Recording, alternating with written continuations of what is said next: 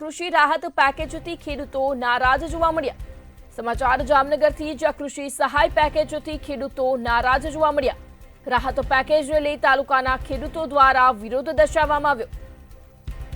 જ્યારે માવઠા બાદ ખેડૂતોના પાકને ભારે નુકસાન થયું છે, જે બાદ રાહત પેકેજ જાહેર કરવામાં આવ્યું, પરંતુ ખેડૂતો ક્યાંક આ રાહત પેકેજથી નારાજ હોય તેવું સામે આવ્યું। સરકારની સહાયથી ધરતીપુત્રોમાં ભારે નારાજગી જોવા મળી। हेक्टर दीठ भावने लई धरतीपुत्रों नाराजगी जोवा मळी। जामनगरथी आ समाचार सामे आवी रह्या छे, ज्यां कुदरती आफत सहाय माटे सरकारनो आभार तेवुं पण खेडूतोए मान्युं, परंतु सहाय पेकेजमां खेडूतोने पूरती राहत मळे तेवी पण मांग करवामां आवी। बियारण, खेत मजूरो, ट्रान्सपोर्टनो खर्च पण नहीं निकळे तेवुं खेडूतोए जणाव्युं। ધોવાનો રહેવાસી છું અને વર્ષોથી અમે આ ખેતી ઉપર નભીએ છીએ અને ખેતી જ અમારો ધંધો છે।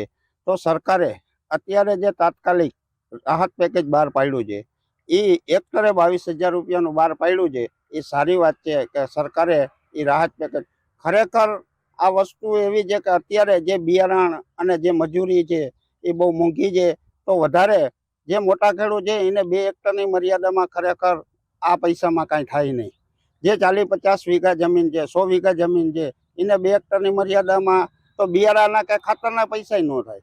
ખરેખર સરકારે ખેડૂત પ્રત્યે વિચારી અને વધારે સહાય મળે એવો તાત્કાલિકના ધોરણે નિર્ણય લેવો, અને જો બને તો ખેડૂતે જે લોન ઉપાડેલી છે એ લોન આ વખતે ભરપાઈ થાય એવી કોઈ શક્યતા નથી કે ખેડૂત। તમારા નામથી? મારું નામ હરસુખભાઈ પરસોત્તમભાઈ સોનગરા, જામનગર તાલુકાના ધુમો ગામનો ખાતેદાર ખેડૂત છું।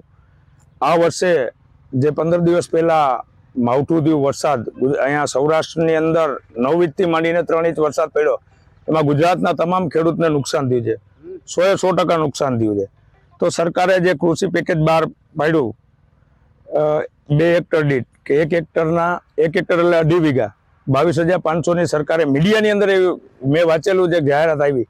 તો સરકારશ્રીને કહેવાનું કે જે નાના ખેડૂતને તમે 2 હેક્ટર લગીનું દો છો, તો મોટા ખેડૂતનું શું?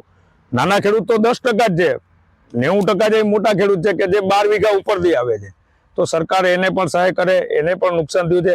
22,000માં મોટા ખેડૂતના બિયારણના પૈસા ના થાય।